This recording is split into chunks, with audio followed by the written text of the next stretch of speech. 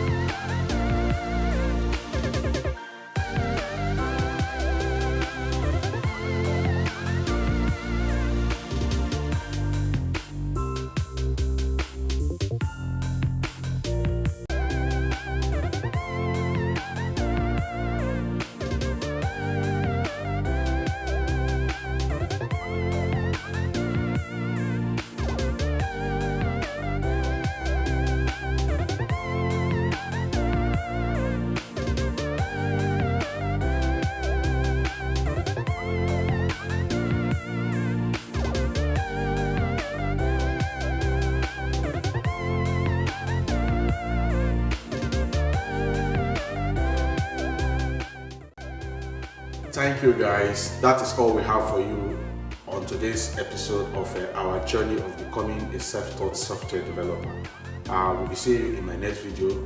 Kindly subscribe to this channel and comment if you have any suggestion. If there's something you want to see in my next video, kindly suggest it in the comment section so that I will be able to make a video with that. Thank you so much. We should remember that this channel is meant to motivate self-taught programmers, those that do not have the time or the resources to go to high school to get the degree. Okay, there's a possibility that you can do it on your own, sitting in your room, and you'll be able to become a software programmer and a software developer. So kindly subscribe to this channel.